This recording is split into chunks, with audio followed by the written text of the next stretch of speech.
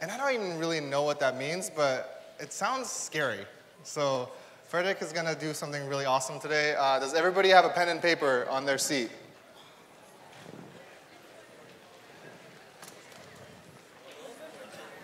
Hi, Lisa. How are you?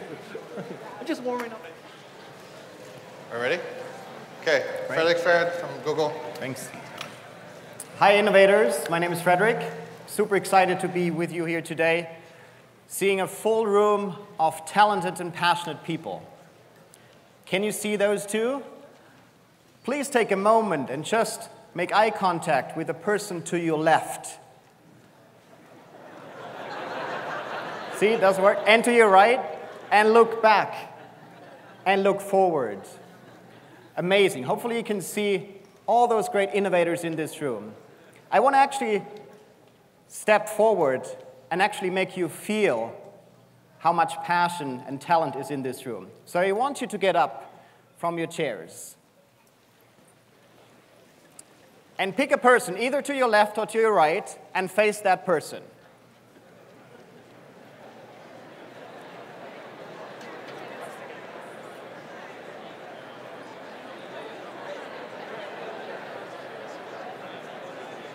Great. Now I want you to hold both arms high in the air. Excellent. Everybody slightly bend to your left. Everybody to the left. And I want you to take one step forward and just hug that person.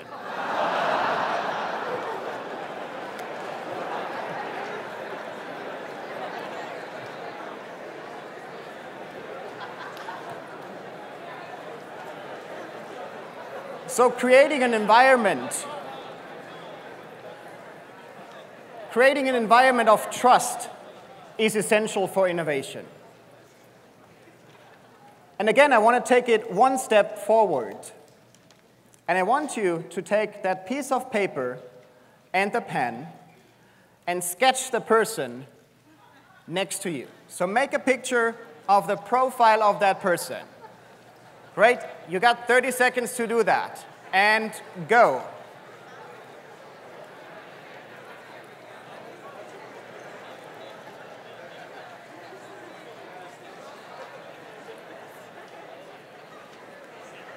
Everybody join me, yes. Take the piece of paper, great.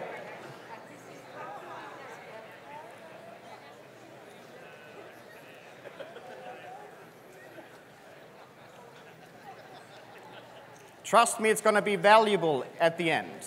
So please take that effort, 30 seconds. You got 15 seconds left.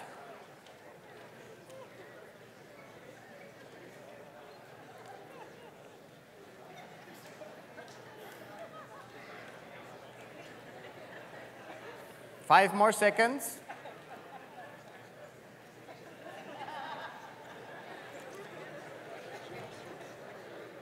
Great, so finish your piece of art.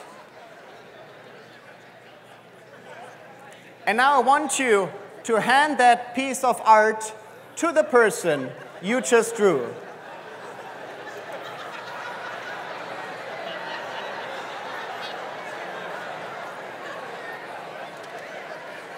Thank you. Thank you.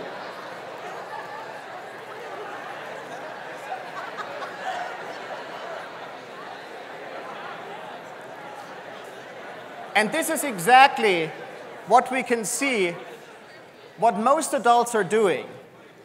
I hear a few sorries, and I hear some people really embarrassed. And also the fear of judgment, so that somebody is actually laughing about your picture and saying like, oh, I'm so sorry. Thank you for that great drawing. So we see that with a lot of adults, that we sometimes just fear to share an idea and want to take that risk because we don't want to be judged. But now we created an environment of trust, and you should be able to share all your ideas with your peers here in the room. In comparison, if you look at children or kids, what are they usually doing? I have a 4-year-old son. When he comes home from kindergarten and he shares his drawings with me, I would not start laughing, trust me. But he is sharing that picture with me with courage. And I accept it, and we start interpreting it, and so forth. But there's no laughter, because he's not feared of judgment. He doesn't fear that somebody will laugh about it, so he will actually not start drawing it. And adults do that. They actually don't share ideas, or they don't come up with ideas because they fear that somebody is laughing about it, or it's too wild of an idea. So now we created an environment of trust. Secondly, we also created an environment of playfulness. And I heard a couple of laughters, which is great. So trust and playfulness are really two essential ingredients for creating a small environment, but also large environments for innovation. And I want to share with you 3 operating principles from Google and how we keep innovating really fast. The first one is having a mission that matters. And our mission is to organize the world's information and make it universally accessible and useful. And that motivates not just 50,000 people working at Google, but tens of thousands of other people who help us to achieve that mission. So having a big, bold mission in the beginning really motivates people to get behind what you are trying to achieve.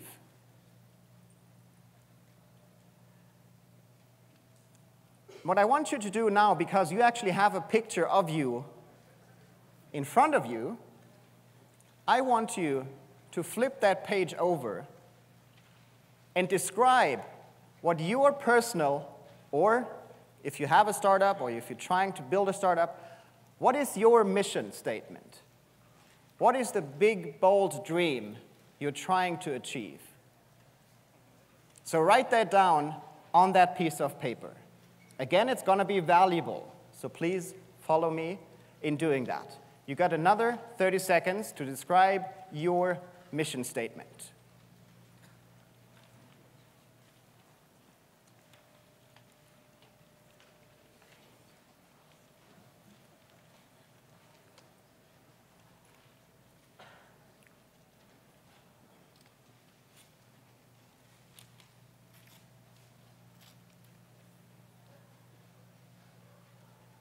About 15 seconds left.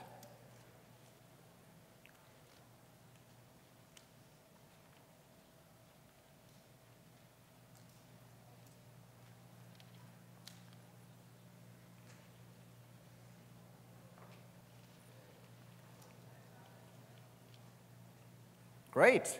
So now you have your profile with your mission statement in front of you. And creating a mission statement, what's really helpful is that you also use a childlike mindset to describe that mission statement. Because kids usually don't think about money in the first place. They don't think about competition secondly as well, or sales, or all those things. But they think about something really exciting. So having a 10-year-old mindset is really helpful describing a mission statement. So the second principle I want to share with you is about transparency, about having a default to open. That means accepting that probably the best ideas also come from outside of your smaller environment, if it's a startup or a business, and that you have an ecosystem where you can actually find ideas and access ideas. But also inside an organization, you can have what we say a default to open. So anything what you want to share is by default open, and everybody can access it. For example, at Google, everybody has access to each other's calendar, which makes scheduling things really easy and fast. Secondly, having access to your leaders or to your employees is something really valuable, because then you can actually share what's going on in the company and which direction the company is going, but also you can feel the pulse of your organization where people are headed. So what I want you to do now is also have that default to open. What I want you to do is fold that piece of paper and build a paper plane.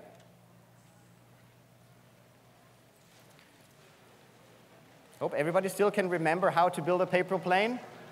Otherwise, just ask your neighbor. Probably they can help you.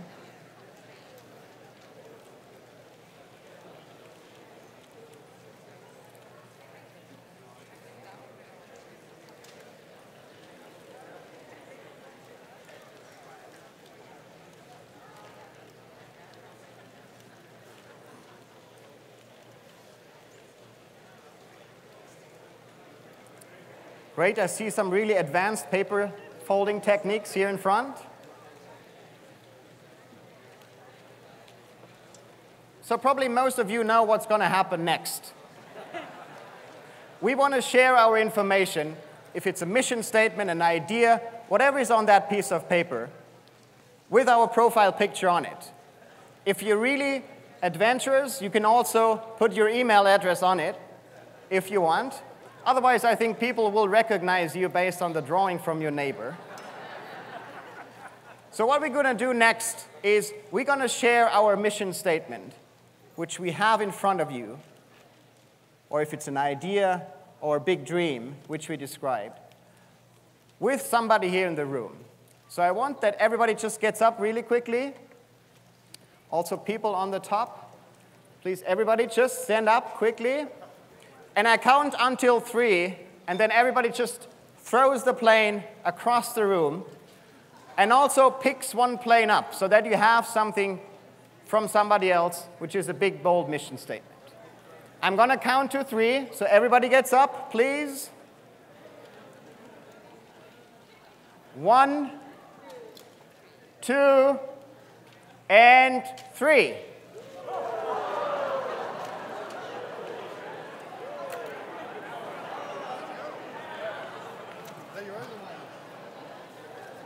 Nice one. That is a...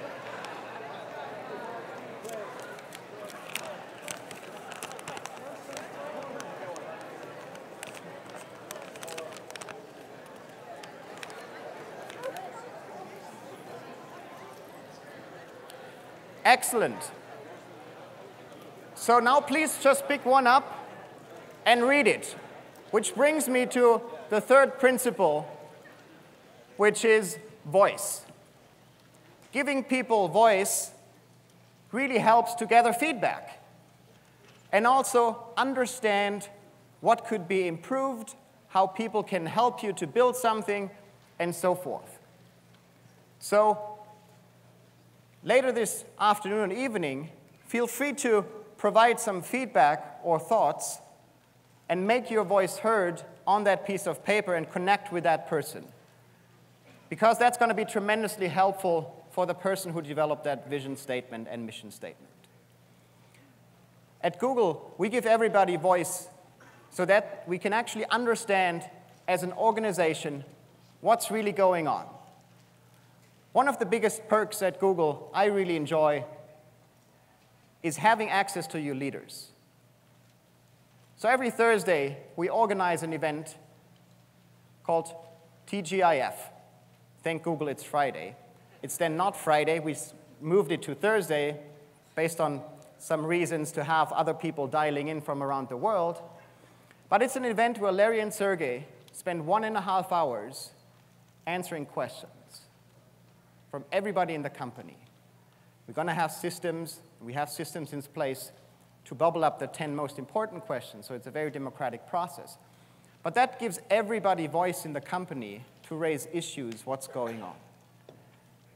And having that as one example is something which I really enjoy, because that helps you as leaders, future leaders of startups and larger organizations or smaller organizations, also use those 3 principles about mission to motivate people, about transparency to engage people and hear feedback, but also use voice as a mechanism to understand what really people are thinking. So I encourage you, when you launch your startup or have launched your startup and you grow bigger, try to come back to those 3 values and principles around mission, transparency, and voice, because they can help you to really innovate fast. Thank you very much.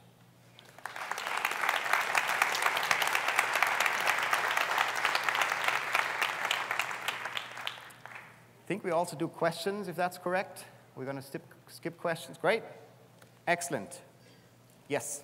I do like the Google Glass. Mine doesn't, it's not compatible with the AT&T hotspot. Can we use the microphone so that everybody can hear the question? Thank you. Yes. I have a problem with my Google Glass with my phone and AT&T. So when you guys were creating this, did you not think about the plan that they had, that if you have unlimited plan, you cannot use the hotspot? So then Excellent. Definitely going to bring that feedback back to the Glass team, and I hope they're going to work on it pretty soon. One more thing, long nails. I can't keep going up and down this way, so you got to think about long nails. Okay, excellent, great. Definitely want to bring that feedback to the Glass team as well.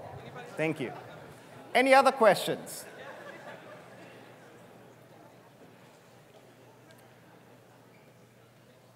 I hope it's not an iPhone question, because I'm probably not going to be able to answer that. Thanks for coming out. One of the favorite videos on the internet for me is the one talking about Google moonshots, and that really inspired me. The way that I guess Larry calls it 10x thinking, and what I'm wondering is, how do we teach this kind of thinking to like mortals, to us normal people who are just going about our lives? How do we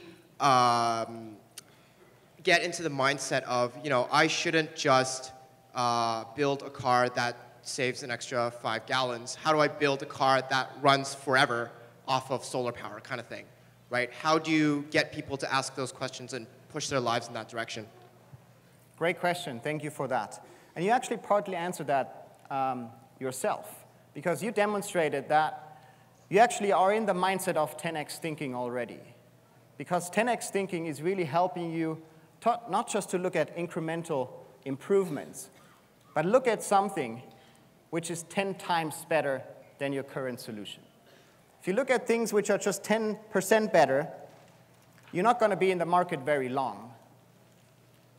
If you look at improvements which are 10 times better, you have to rethink your approach. So you actually have to look at the problem from a different angle to really come up with those 10x solutions. And as future leaders like you are, and current leaders, it's really something motivating for people as well. Because people want to work on something which has tremendous impact in the world. And those are the 10x thinking, or the moonshots, which have tremendous impact in the world. So it's actually quite motivating for people to work on those projects instead of just giving them something where they can work on something which is only increasing or making improvements 10%. So really, having that mindset is something which you can apply to anything you're doing. And I would strongly encourage that thinking, because that helps you to really build some solutions which are not existing at the moment, and start looking at problems from a totally different angle. Any more questions? Yes? Hi, thank you for this. Actually, the airplane was great because somebody has contacted me on my particular area of interest, and so thank you for that exercise. I'm from Canada. Hey, Canada.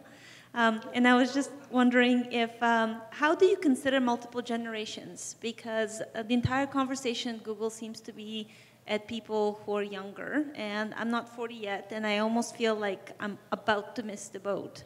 And so this morning somebody asked about the gray wall or ceiling, or however you want to call it. So how is this innovation model at Google playing out with some of the multiple generations in the workplace? Absolutely, great question, thank you. So we're actually aspiring to be the most diverse company in the world. So we're trying to really look at diversity to really build products which are for a diverse world. So having a diverse workforce is helping us in that mission. So it's actually when you look at how our employees are in terms of gender, in terms of age and so forth, and their backgrounds, you find a really diverse group of people. That's the first thing. The second thing is building products for users, which are also very diverse. You know, building products for younger kids or building products for older people, for example.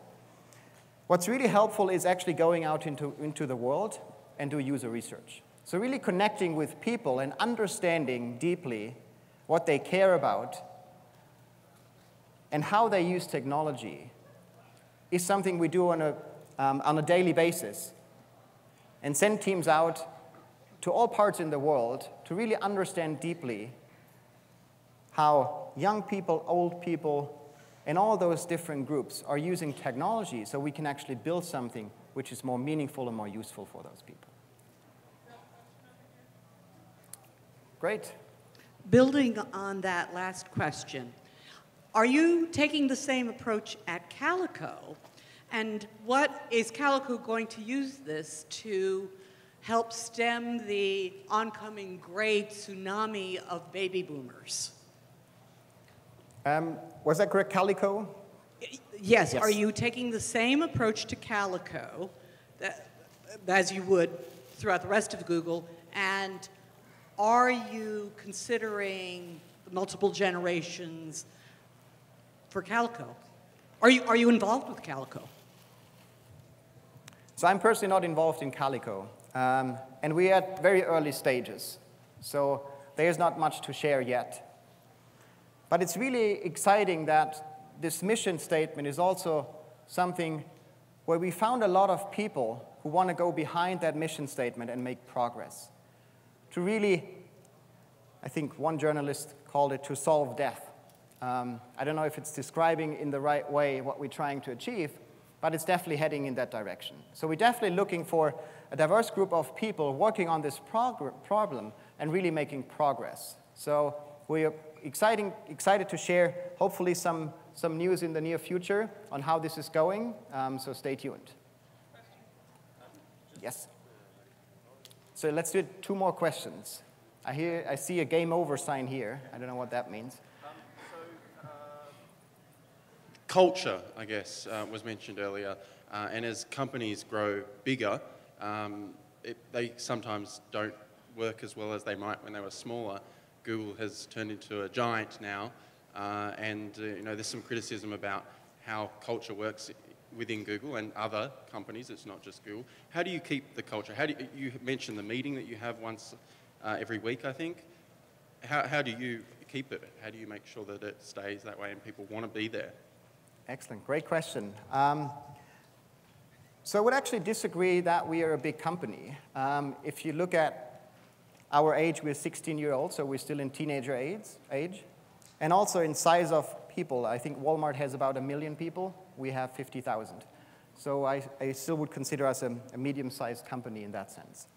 But it's absolutely the right question to ask, because we see that the bigger you grow, the more structure you need, the more bureaucracy you usually inject in an organization. What we are trying to do is we are coming back to those 3 principles I just shared. And let's take just the one which is transparency and default to open. I think if you have those principles in an organization, it really helps you to scale as well. Because you can access all information really easily because everything is available to us. And you can just move very, very fast in an organization as well if you have those ground principles in your organization. But it's a constant challenge every day to really look at things which don't make sense in terms of bureaucracies and all those things, and just get rid of those and try to be really agile and flexible. And that's a constant battle because people are looking for structures the bigger you grow. So we're really taking on that as a challenge every day and try to come up with things which really help us to move fast and be flexible as well. And those 3 principles I just shared with you are really helpful in doing that, because you have a mission that people believe in. You also have transparency, so you can access most of the things inside the company. And you also give everybody a voice to hear what's working and what's not working. Great.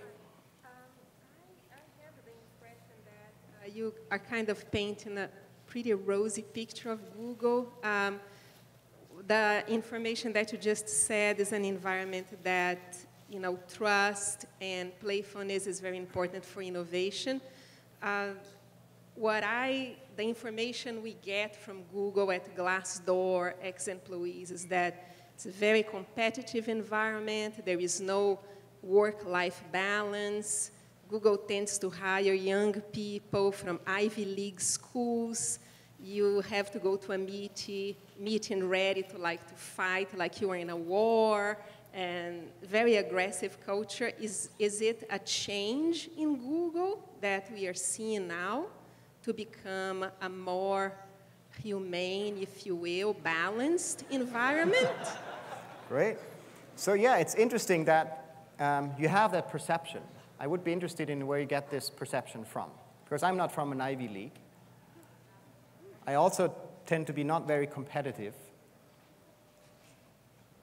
I love competition in sports and all those things. So it's all those things, and work-life balance and so forth, which you mentioned, which are definitely something which is on our mind, helping people to disconnect from work. Because if you have somebody who's working and is really passionate about what he or she is doing, then it's difficult for that person to disconnect. And sometimes they forget their friends and their families and so forth. So it's actually, from an organization perspective, it's our responsibility to help that person to disconnect. And let's go back to that example on the TGIF, people gathering, get together. And it's somehow a celebration of starting the weekend. So usually there's not many emails going around on weekends or evenings, because that's protected time. It's quite unsocial if I write an email to somebody, because that person then has to start working and is reading the email in a situation probably where they don't want to read an email or they don't want to start work. So it's that type of behavior we actually not encourage. And I would love to invite you over to kind of just come to Googleplex or any Google office, so that we can look around in the environment and talk to people if that's what your perception is actually true. Great. So thanks again, and hope to see you soon. Awesome. Thank you. That's really cool.